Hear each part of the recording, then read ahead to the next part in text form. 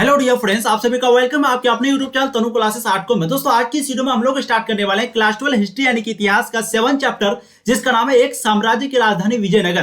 दोस्तों काफी important chapter है। इस चैप्टर का मैं आपको पूरा थ्योरी यानी कि एक्सप्लेनेशन को पढ़ाऊंगा, जिससे क्या होगा इस चैप्टर के अगर बीच से यानी कि बीच से अगर कोई भी क्वेश्चन पूछ दिया जाए, चाहे वो ऑब्जेक्टिव हो, एमसीक्यू हो या फिर सब्जेक्टिव क्वेश्चन हो, तो दोस्तों आप आराम से बना सकते हैं। इसलिए आप लोगों को थ्योरी देखना बहुत जरूरी है। तो इस चैप्टर में, इस पूरे चैप्टर का मैं आपको एक्सप्लेनेशन करवाऊंगा यानी कि पूरे थ्योरी को पढ़ाऊंगा। और दोस्तों बहुत बच्चे बोलते हैं कि सर ये चैप्टर जो है जल्दी समझ में नहीं आता है, तो आप लोग प्लीज शुरू से लेकर के एंड तक ध्यान से देखें।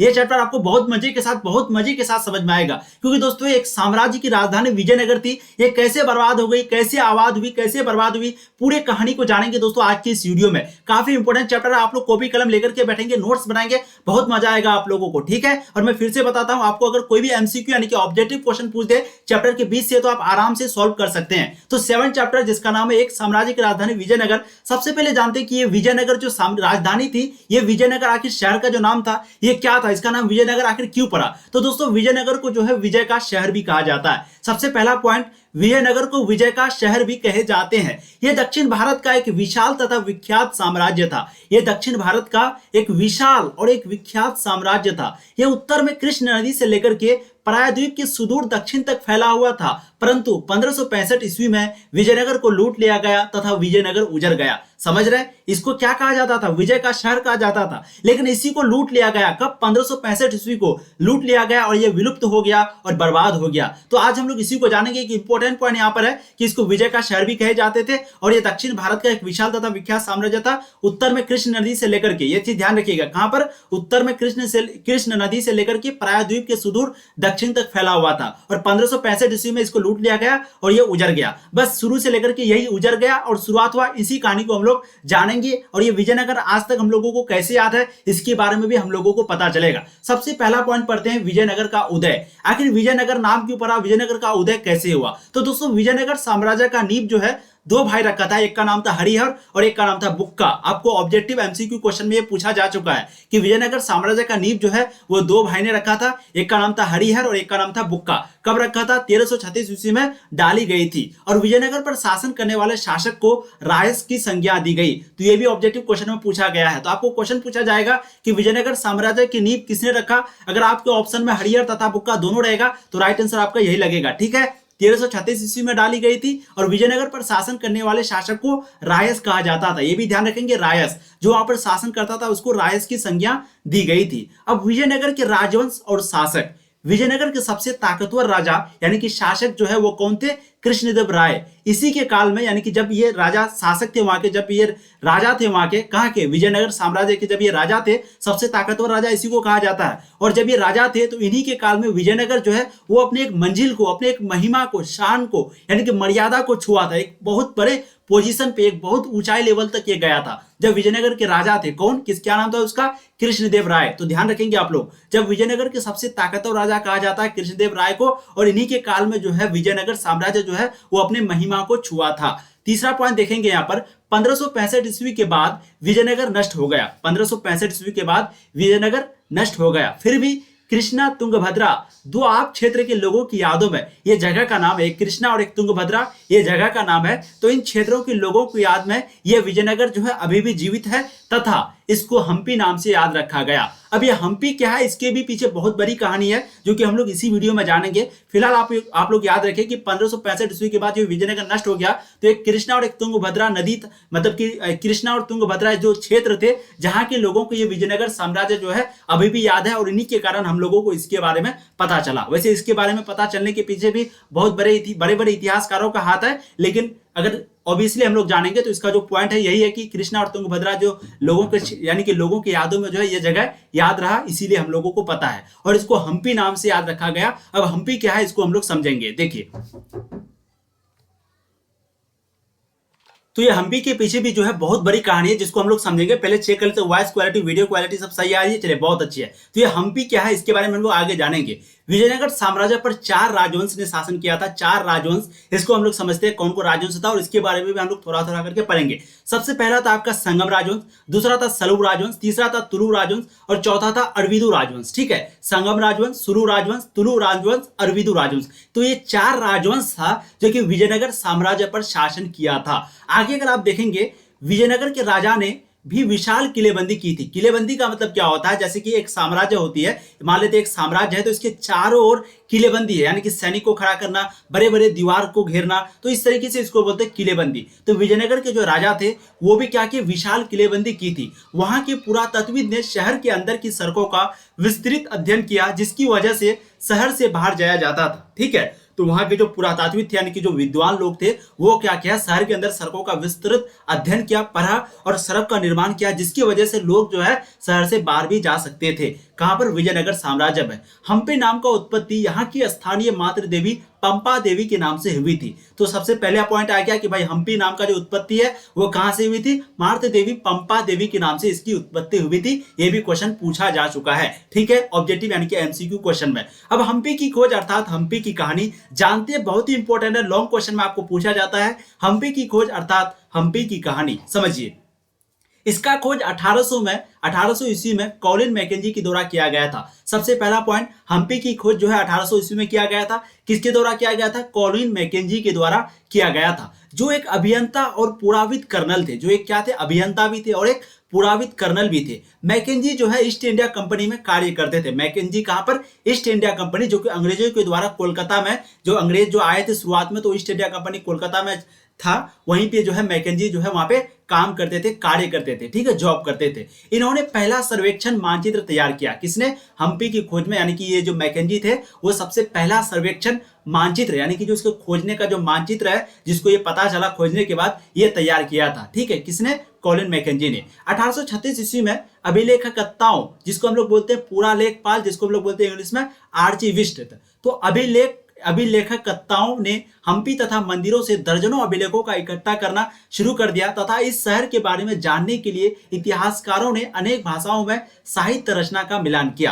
यानी कि 1836 ईस्वी में जो अभिलेखकर्ताओं किसे कहते हैं, यानी कि जो अभिलेख को इकट्ठा करते हैं। अभिलेख का मतलब मैंने आपको कई वीडियो में बताया है कि जैसे हम लोग आज के जमाने में म्यूजिक रिकॉर्ड करते हैं, वीडियो रिकॉर्ड करते हैं, वॉइस रिकॉर्ड करते हैं, तो पहले जो है लोग उसको लिखते थे, लिख करके रखते थे, उसी को रिकॉर्ड बोला जाता है, एक प्रकार का उसी को अभिलेख बोला जाता है। तो अभिलेख जो अभिलेख को जमा करता था उसी को बोला जाता है अभिलेखकर्ता। ठीक है, इंग्लिश में बोलते हैं आर्चिविस्ट।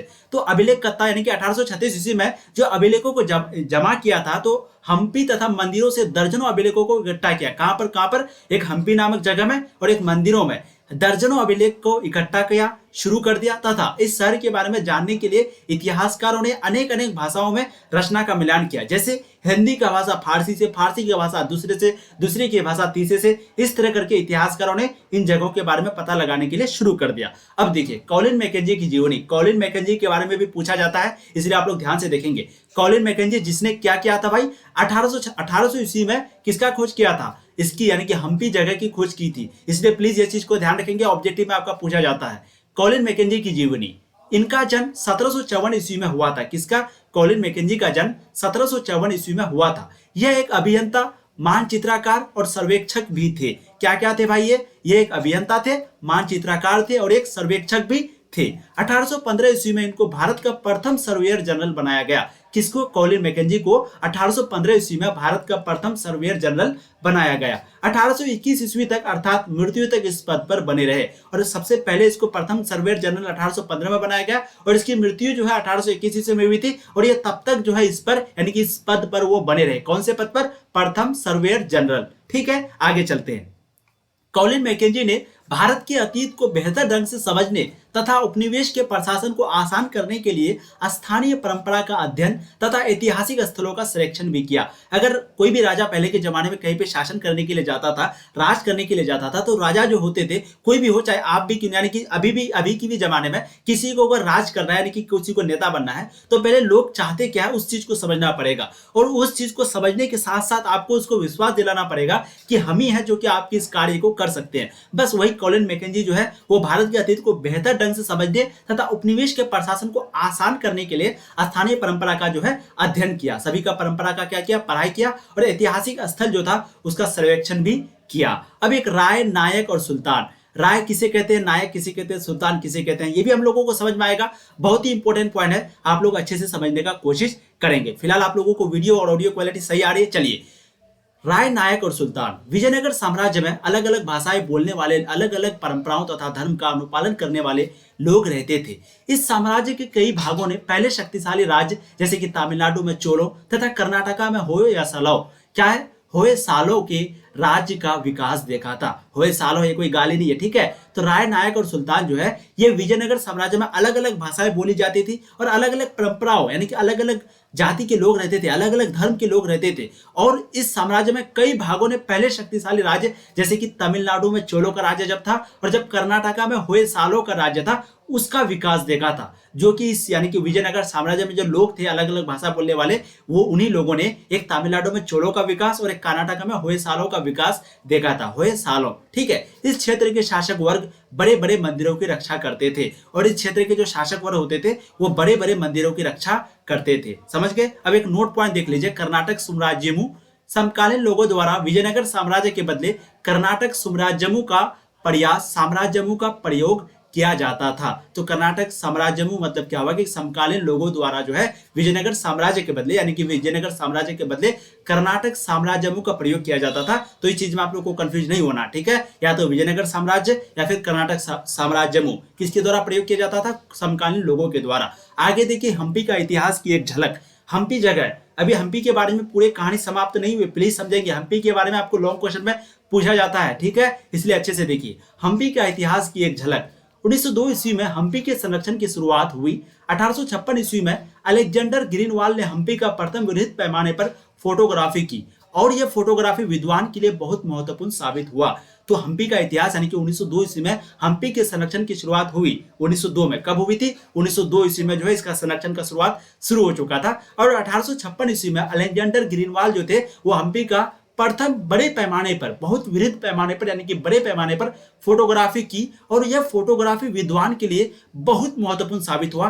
यानी कि इस फोटोग्राफी से विद्वानों को, इतिहासकारों को बहुत बड़ी बड़ी जानकारियां मिलने लगी हम्पी के बारे में। समझ के आगे देखते हैं। 1876 ईस्वी में J.F. फिलिट ने, क्या नाम है भाई? J.F. फिलिट ने हम्पी के मंदिरों की दीवारों से शिलालेख का प्रलेखन, जिसको हम लोग बोलते हैं डॉक्यूमेंटेशन, क्या बोलते हैं? डॉक्यूमेंटेशन यानी कि शिलालेख का प्रलेखन शुरू कर दिया। 1776 ईस्वी में हम्पी को राष्ट्रीय महत्व के स्थल के रूप में घोषित किया गया तथा 1986 में हम्पी को विश्व धरोहर यानी कि वर्ल्ड हेरिटेज केंद्र घोषित कर दिया गया था। तो अच्छा से समझेंगे। 1876 ईस्वी में हम J.F. फिलिट ने हम्पी के मंदिरों की दीवारों का शिलालेखन यानी कि डॉक्यूमेंटेशन शुरू कर दिया और 1776 ईस्वी में हम्पी को राष्ट्रीय महत्व के स्थल के रूप में घोषित किया गया था और 1986 में हम्पी का विश्व धरोहर यानी कि वर्ल्ड हेरिटेज केंद्र घोषित कर दिया गया था। समझ के। हम्पी एक शाही केंद्र के रूप में जाना जाता था। हम्पी जो है वो एक शाही केंद्र क्या होता है इसको भी हम लोग समझेंगे। हम्पी जो है वो एक शाही केंद्र के रूप में जाना जाता था क्योंकि यहाँ बड़े बड़े महल, राजा महल, 60 से अधिक मंदिर, कमल महल, हजारा राम मंदिर आदि आकर्षक तथा अति सुंदर यानी कि ब्यूटीफुल यहाँ पर बहुत सारे जो भी एक महल हुआ करते थे, बहुत बड़े ब्यूटीफुल अधिक मंदिर हुआ करते थे। 60 से अधिक, समझ रहे, 60 से अधिक मंदिर, कमल महल, हजारा राम मंदिर और ये कई आकर्षक जगह जो कि लोगों को अट्रैक्ट कर देते थे। ऐसी जगहों का निर्माण जो है हम्पी में हुआ था। इसीलिए हम्पी का नाम जो है शाही केंद्र, एक शाही केंद्र के रूप में इसीलिए इसी को जाना जाता था। हम्पी बहुत बड़ा टॉपिक है दोस्तों, लॉन्ग क्वेश्चन में पूछा जाता है और थ्योरी आप लोगों को इसलिए देखना चाहिए, एक्सप्लेनेशन आप लोगों को इसलिए देखना चाहिए ताकि इससे क्या होगा, कभी भी ऑब्जेक्टिव अगर अंदर से पूछ ले चैप्टर का या फिर कभी subjective question, short long question अगर अंदर से पूछ ले चैप्टर का तो आप आराम से बना सकते हैं। इसलिए प्लीज थ्योरी को अच्छे से पढ़िए। आप लोग जितने भी चैप्टर का थ्योरी पढ़ाते हैं, खास करके एक्सप्लेनेशन पढ़ाते हैं, उसको मजे के साथ पढ़िए, ठीक है। और शेयर कीजिए अपने दोस्तों को। आप लोग शेयर नहीं करते हैं, देखिए कोई भी आपको YouTube में जो इस तरीके से एक्सप्लेनेशन करके नहीं पढ़ाएगा, इसलिए प्लीज शेयर कीजिए ताकि आपको दोस्तों को कम से कम ऑब्जेक्टिव वगैरह अगर सॉल्व ना हो तो ये पढ़ने से ऑब्जेक्टिव 100% सॉल्व होगा। वैसे भी आपको थ्योरी कराने के बाद आपको फिर इसके बाद ऑब्जेक्टिव करवाएंगे यानी कि MCQ क्वेश्चन कराएंगे, फिर आपको सब्जेक्टिव में शॉर्ट और लॉन्ग दोनों प्रकार का यानी कि लघु और दीर्घ क्वेश्चन भी आपको करवाएंगे। लेकिन पहले थ्योरी पढ़ लीजिए, जिससे क्या होगा आप आराम से वो सभी चीजों का जवाब हमसे पहले दे सकते हैं। वैसे मैं आपको सारा चीज का जवाब दूंगा, ठीक है। तो हम्पी जो है एक शाही केंद्र के रूप में जाना जाता था और ये बड़े बड़े महल, राजमहल, 60 से अधिक मंदिर, कमल महल, हजारा राम मंदिर आदि आकर्षक तथा अति सुंदर दिखते थे। समझ गए। अब एक शासक तथा व्यापारी, इसको समझिए, बहुत मजा आएगा आपको। देखिए विजयनगर भी मसालों, रत्नों, वस्त्रों के अपने बाजारों के लिए विख्यात थे। विजयनगर जो है वो मसालों के लिए, रत्नों के लिए और वस्त्रों के लिए वस्त्रों के बाजारों के लिए बहुत ज्यादा फेमस थे। यहाँ समृद्ध यानी कि धनी जनता महंगी विदेशी वस्तुओं जैसे कि रत्न हो गया, आभूषण यानी कि ज्वेलरी हो गया को खरीदते थे। इस व्यापारिक स्थिति में युद्ध के लिए घोड़ों का आयात, अरब और मध्य एशिया का आयात बहुत महत्वपूर्ण था। आयात मतलब इंपोर्ट, एक होता है इंपोर्ट, एक होता है एक्सपोर्ट। अगर इंडिया का कोई सामान बाहर देश में बेचा जाए तो उसको बोलता है एक्सपोर्ट, और कोई बाहरी विदेशी सामान अगर इंडिया में आता है, जैसे कि चाइना से मोबाइल इंडिया में आता है, तो इसको बोलेंगे इंपोर्ट। समझ गए आप लोग? तो यहाँ पर वही चीज कह रहा है कि जो अमीर लोग होते थे वो महंगी महंगी चीजों को खरीदते थे, महंगी महंगी विदेशी वस्तुओं को खरीदते थे, जैसे कि रत्न हो गया, आभूषण हो गया, इन चीजों को खरीदते थे। और इस व्यापारिक स्थिति में युद्ध के लिए घोड़ों का जो आयात है यानी कि इंपोर्ट है, यानी कि इंडिया जो है उसको खरीदते थे। और मध्य एशिया का आयात बहुत महत्वपूर्ण था। व्यापार पर पूर्व अवस्था में अरब व्यापारी का नियंत्रण था। व्यापार पर पूर्व अवस्था में अरब व्यापारी का नियंत्रण था। अब देखिए, ध्यान से देखिए आप लोग, कुदिरेई चट्टी, कुदिरेई चट्टी, यहाँ के स्थानीय व्यापारी के समूह को कुदिरेई चट्टी अथवा घोड़ों के व्यापारी कहलाते थे। 1498 ईस्वी में कुछ पुर्तगाली उपमहाद्वीप के पश्चिमी तट पर आए और सामरिक तकनीक, जिसको हम लोग बोलते हैं सांकेतिक प्रौद्योगिकी, जिसको बोलते हैं क्या, टैक्टिकल टेक्नोलॉजी तथा बंदूकों के बल पर इस उलझी हुई राजनीति में एक व्यापारिक तथा राजनीतिक शक्ति बनकर उभरने की कोशिश की तथा वे इसमें महत्वपूर्ण शक्ति बनकर भी उभरा। तो 1498 ईस्वी में कुछ पुर्तगाली जो है वो उपमहाद्वीप के पश्चिमी तट पर आए और सामरिक तकनीक यानी कि सांकेतिक प्रौद्योगिकी, या जिसको बोलते हैं टैक्टिकल टेक्नोलॉजी तथा बंदूकों के बल पर इस उलझी हुई राजनीति में एक व्यापारिक तथा राजनीतिक शक्ति बनकर उभरने की कोशिश की तथा वे इसके महत्वपूर्ण शक्ति बनकर भी उभरा। ठीक है, आगे देखिए, आपको समझ में आएगा तभी। राज्य का चरमोत्कर्ष और पतन, यानी कि जो राज्य था यानी कि एक साम्राज्य था उसका चरमोत्कर्ष और पतन, इसको समझते हैं। राजनीति में सैनिक कमांडर तथा शासकीय वंश के सदस्य सत्ता के दावेदार बने थे। किसके किसके? एक तो सैनिक कमांडर और एक शासकीय वंश। शासकीय वंश कहा जाता है यानी कि राजा का बेटा राजा बनेगा, इसको बोलता है शासकीय वंश। और एक सैनिक कमांडर होता है जो कि सैनिक के बल पर, जो कि कमांडर वगैरह होता है, जैसे कि हिटलर था आपका, सेम उसको बोला जाता है सैनिक। ठीक है, तो सैनिक कमांडर और शासकीय वंश के सदस्य सत्ता के दावेदार बने थे। पहले राजवंश जिसे संगम वंश कहा जाता था, उन्होंने 1485 तक सत्ता को 1485 तक सत्ता यहाँ पर लिखा हुआ सत्ता को अपने नियंत्रण में रखा था। बाद में इन्हें सुलुओ वंश ने उखाड़ फेंक दिया था। मैंने आपको सुलु वंश के बारे में बताया, तुलु वंश के बारे में, सुलु वंश के बारे में, इन सभी चीजों के बारे में बताया, जो कि यहाँ पर इस चीज को आप ध्यान रखिएगा। अब उसके बारे में हम लोग पढ़ने वाले हैं। ठीक है, 1 सेकेंड। देखिए, यहाँ पर मैंने अभी आपको बताया जस्ट कुछ देर पहले, यहाँ पर बताया कि विजयनगर साम्राज्य में जो है 4 राजवंश ने शासन किया था। एक संगम राजवंश, एक सलऊ राजवंश, एक तुलु राजवंश और एक अरविदु राजवंश। तो कैसे कैसे किया था, कौन किसको उखाड़ फेंका था, पहले किसका राज था, फिर उसने उसको उखाड़ फेंका, फिर उसने उसको। ठीक है, फिर लास्ट में खत्म ही हो गया। तो उसको समझते हैं। राज्य और का चरकोतमस और पतन, किस किस तरह से जो है एक ने दूसरे को मारा, एक दूसरे ने तीसरे को, फिर किस तरीके से ये पतन हो गया, खत्म हो गया। तो राजनीति में सैनिक कमांडर और शासकीय वंश के सदस्य सत्ता के दावेदार बने थे। पहले राजवंश जिसको बोला जाता था संगम वंश, जिसको क्या बोला जाता था, संगम वंश कहा जाता था, उन्होंने 1485 तक सत्ता में, यहाँ पर क्या लिखा हुआ, सत्ता लिखा हुआ, सत्ता। ठीक है, 1485 तक सत्ता को अपने नियंत्रण में रखा, यानी कि गद्दी को अपने नियंत्रण में रखा। किसने? संगम वंश ने। कब तक? 1485 ईस्वी तक सत्ता को अपने कंट्रोल में रखा। बाद में इन्होंने सुलु वंशों ने उखाड़ फेंक दिया। बाद में जो है सुलु वंश जो था वो संगम वंश को उखाड़ फेंक दिया। फिर 1503 तक सैनिक कमांडर के हाथ में सत्ता का नियंत्रण रहा। फिर सुलु वंश जो है यानी कि संगम वंश को उखाड़ फेंक दिया। 1485 तक तो ये रहा, फिर 1485 को फेंक दिया। फिर 1503 ईस्वी तक, यानी कि लगभग कितना हो गया भाई, 15 और 3 18 साल तक जो है आपका सुलु वंश ने इस पर राज किया। ठीक है, फिर क्या होगा कि 1503 तक सैनिक कमांडर के हाथ में सत्ता का कंट्रोल रहा। फिर तुलुओ वंश ने, यानी कि पहले संगम वंश था, संगम वंश को उखाड़ फेंका सुलु वंश, फिर सुलु वंश को उखाड़ फेंका तुलु वंश। तो तुलु वंश जो है इसके कमांडर जो है वो उसको उखाड़ फेंका। किसको भाई? सुलु, यानी कि इसको सुलु वंश को जो है उखाड़ फेंका, फिर सत्ता को अपने नियंत्रण में कर लिया। अब कब तक किया ये अभी आगे आप जानेंगे। देखिए, कृष्णदेव राय को तुलु वंश के थे। कृष्णदेव जो राय थे, जिसको कहा जाता है भाई सबसे ताकतवर राजा, जिसको कहा जाता है कृष्णदेव राय, इसी के काल में जो है साम्राज्य जो है सबसे ऊंचाई हाई लेवल तक गया था कृष्णदेव राय के शासन काल में। ठीक है, तो देखिए फिर तुलु वंश जो है, तुलु वंश अभी राज कर रहा है। यहाँ पर अगर आप ध्यान से देखेंगे 1503 ईस्वी तक जो है सैनिक कमांडर के हाथ में सत्ता का नियंत्रण था। किसके नियंत्रण में था? सुलु वंश के नियंत्रण में था। फिर जो सुलु वंश को उखाड़ फेंका किसने? तुलु वंश ने। अभी तुलु वंश के हाथ में है। फिर कृष्णदेव राय था जो कि तुलु वंश का शासक था। कृष्णदेव राय था, जो कि तुलु वंश का शासक था। इसके शासनकाल में तुंगभद्रा और कृष्ण नदियों के बीच का क्षेत्र, जिसे रायचूर दोआब कहा जाता था, को हासिल किया गया। तो कृष्णदेव राय जब वहां के शासक थे, इसी के शासनकाल में एक तुंगभद्रा हो गया और एक कृष्णा नदी हो गया। इन दोनों के बीच का जो क्षेत्र था उसको रायचूर दोआब कहा जाता है। क्या कहा जाता है? रायचूर दोआब कहा जाता था, जो कि हासिल किया गया। ठीक है, आगे देखिए, कुछ महत्वपूर्ण मंदिरों के निर्माण का श्रेय कृष्णदेव को ही दिया जाता है। कुछ ऐसे महत्वपूर्ण मंदिर है जो कि बहुत ही खास है, देखने में बहुत ही ब्यूटीफुल है। इसका जो श्रेय है, क्रेडिट है, वो किसको दिया जाता है भाई? कृष्णदेव राय को दिया जाता है। क्योंकि कहा जाता है जब कृष्णदेव राय थे तो उसके काल में बहुत ज्यादा यानी कि बहुत अधिक मंदिरों का भी निर्माण हुआ था। देखिए, कृष्णदेव राय ने अपने मां के नाम पर विजयनगर के नजदीक नगलपुरम, क्या लिखा हुआ? नगलपुरम नाम के उपनगर की स्थापना की थी। तो कृष्णदेव राय जो थे, शासक जो थे, वो अपने मां के नाम पर विजयनगर के नजदीक यानी कि पास में ही, नियरर में ही नगलपुरम नामक एक जगह का यानी कि उपनगर का स्थापना किया। कृष्णदेव के देहांत के बाद यानी कि कृष्णदेव की मृत्यु के बाद 1529 ईस्वी में उसके उत्तराधिकारियों को विद्रोही नायकों का सामना करना पड़ा। अंततः 1542 ईस्वी तक केंद्र का नियंत्रण अथा सत्ता का एक अन्य राजकीय वंश, जिसको बोला जाता है अराविदु वंश या फिर अरविदु वंश, इसी के हाथों में चला गया। तो समझ में आ गया। तो जो आपका यहाँ पर अगर कहानी को अच्छे से समझेंगे आप लोग, तो एक जो संगम वंश था वो राज कर रहा था। कब तक किया भाई? 1450 ईस्वी तक किया। फिर उसको हटाने यानी कि उसको उखाड़ फेंक दिया सुलु वंश, और ये सुलु वंश जो है वो 1503 ईस्वी तक राज किया।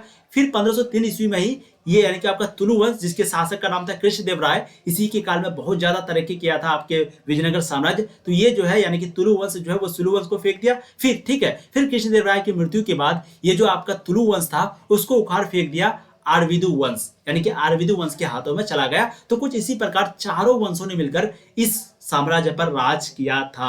समझ में आ गया आपको? अब आगे देखिए, आगे की कहानी सुनिए, बहुत इंटरेस्टिंग चैप्टर है ये। चैप्टर बहुत बच्चे ऐसे जिसको जल्दी समझ में नहीं आता, लेकिन अगर आप लोगों को समझ में आ रहा है, मैं वीडियो को ज्यादा यानी कि ज्यादा टाइम आप लोगों का नहीं लूंगा, बट मैं सोचता हूँ कि आप लोग जल्दी से जल्दी समझें। अगर आप लोगों को समझ में दोस्तों सच में आ रहा है तो 100% है कि आप लोग प्लीज एक कमेंट जरूर कीजिए कि सर आ रहा है, और वीडियो को लाइक नहीं किया लाइक कीजिए, चैनल को सब्सक्राइब कीजिए, क्योंकि यहाँ पर आपको पूर्ण तरीके से इसी तरह मजे के साथ पढ़ाई जाती है दोस्तों। ठीक है, चलिए।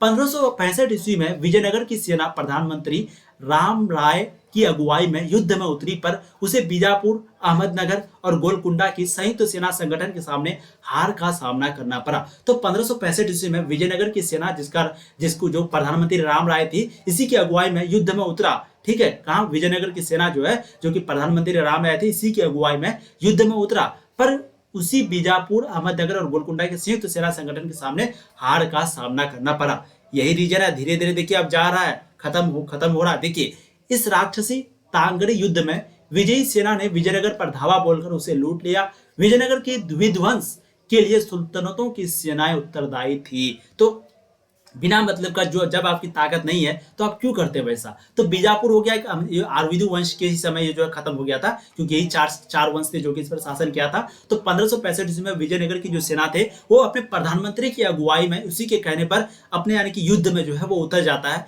फिर बीजापुर, अहमदनगर और गोलकुंडा के संयुक्त सेना यानी कि वो लोग मिल करके थे, इसके सामने इनकी हार हो जाती है, हार का सामना करना पड़ता है। फिर इस राक्षसी तांगड़ी युद्ध में यानी कि ये जो युद्ध में है, हार जो होती है उसका दोष जो है किसे कहा जाता है भाई? विध्वंस सुल्तानों की सेनाएं जो है इसका उत्तरदायी है, और इसी पर धावा बोलकर उसे लूट लिया जाता है। विजयनगर साम्राज्य, जो कि जिसको वीरों का शहर कहा जाता था, जिसको एक प्रकार का विजयनगर इसीलिए कहा जाता था क्योंकि विजय जीत होती थी, उसी को दोस्तों लास्ट में हारना पड़ता है, यानी कि सब कुछ खोना पड़ता है। विजयनगर की जलापूर्ति, जैसे कि हम लोग हड़प्पा सभ्यता में पढ़े थे कि हड़प्पा सभ्यता में किस तरीके से जलापूर्ति की जाती थी, उसी तरीके से हम लोग देखेंगे विजयनगर की जलापूर्ति, यानी कि विजयनगर में जल की पूर्ति कैसे की जाती थी। बहुत बड़ा फैक्टर है अभी के जमाने में, यानी कि अभी जिस हाल में हम लोग हैं, कहीं कहीं पे ऐसे बहुत सारे गाँव हैं जहाँ पर अभी भी फिल्टर वाला पानी, साफ सुथरा पानी तक को नसीब नहीं है, ऐसे भी लोग हैं। लेकिन देखिए हर जगह ये पॉइंट लिखा हुआ है, आप हड़प्पा से कोई भी सभ्यता पढ़ लीजिए, वहां पर जल के बारे में आपको बताया जाएगा कि जल यहाँ पर कैसे प्राप्त होती थी, क्योंकि पानी के बिना आदमी एक प्रकार का मृत्यु मतलब मरण है, समझ रहे हैं। तो विजयनगर की जलापूर्ति मुख्यतः दो नदियों से की जाती थी, एक का नाम था कृष्णा और एक का नाम था तुंगभद्रा। तो विजयनगर की जो जलापूर्ति है वो कहां से की जाती थी? दो नदी, जिसका नाम था कृष्णा और तुंगभद्रा। कृष्णदेव राय ने इन नदियों पर बांध बनवाए थे। कृष्णदेव राय ही थे जो कि नदियों पर बांध बनवाए तथा इनके जल को उपयोगी बनाने में सभी तरह के कार्य किए गए, और इन जलों को लाभदायक बनाने के लिए, सभी तरह के साफ सुथरा करने के लिए सभी तरह के कार्य किए गए। समझ गए? अब राय और नायक, इस पॉइंट को समझिए, आपको बहुत मजा आएगा। देखिए, विजयनगर के शासक को राय तथा सेना के प्रमुख को नायक कहे जाते हैं। ये राय और नायक आपके आगे चैप्टर में और भी आएगा। तो राय जो है किसको कहा जाता है? विजयनगर के जो शासक होते उसको कहा जाता है राय। मैंने आपको शुरू में ही बताया, यहाँ पर अगर ध्यान से देखेंगे, रायस क्या कहा जाता है? रायस। शासक को रायस की संज्ञा दी गई। किसको? शासक को, वहां की शासक को रायस की संज्ञा दी गई। लेकिन यहाँ पर राय है, राय रायस ये सब एक ही वर्ड है। ठीक है, तो चलिए वहां पर मैं जाता हूं, फिर से पीछे हो गए। तो विजयनगर के शासक को राय तथा सेना के प्रमुख को नायक कहे जाते थे। सेना प्रमुख शक्ति का प्रयोग कर शस्त्र समर्थक को की सहायता से किलों पर नियंत्रण करते थे। नायक एक जगह से दूसरी जगह का भ्रमण करते रहते थे। यह नायक तेलुगु या कन्नड़ भाषा बोलते थे। तो राय और नायक क्या होता है? विजयनगर के शासक को राय कहा जाता था और जो सेना के प्रमुख होते थे उसको कहा जाता था नायक।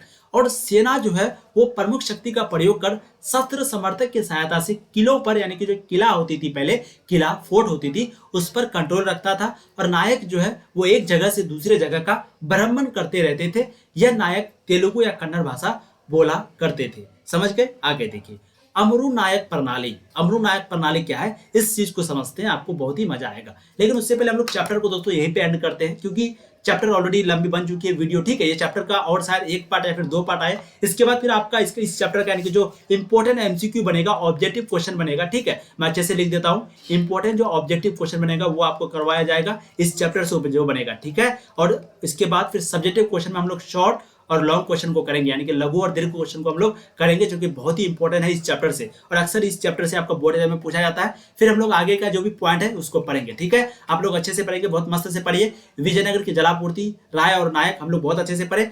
नेक्स्ट वीडियो में हम लोग यहीं से शुरू करेंगे, राय और नायक से शुरू करेंगे। ठीक है, और आपका अब जो है वीडियो रेगुलर आएगी, आप लोग को बिल्कुल घबराने की जरूरत नहीं है। बिल्कुल आपको एक्सप्लेनेशन वाला वीडियो भी देखने को मिलेगा, आपको थ्योरी भी, यानी कि जो ऑब्जेक्टिव वीडियो वो भी, सब्जेक्टिव क्वेश्चन वो भी, सभी तरह का वीडियो आपको देखने को मिलेगा। बस आप लोग अपने दोस्तों तक जरूर इस वीडियो को पहुंचाइए। बहुत ही इंपॉर्टेंट दोस्तों, बहुत ही आप लोगों के लिए मेहनत करते हैं। जैसे कि आप देख सकते हैं किस तरीके से पीडीएफ बना करके आप लोगों को पढ़ाते हैं। इसलिए आप लोगों का काम है प्लीज सभी वीडियो को अपने दोस्तों तक पहुंचाना। बस हम लोगों का काम है आप लोगों तक अच्छे चीजों को बताना, अच्छे चीजों को पढ़ाना। और आप लोगों का काम है वीडियो को लाइक करना, चैनल को सब्सक्राइब करना, बस एक ही बार, और अपने दोस्तों को शेयर करना। चलिए फिर मिलेंगे नए वीडियो में, तब तक के लिए जय हिंद। आप लोग ऐसे ही पढ़ते रहिए, मुस्कुराते रहिए, हंसते रहिए। All the very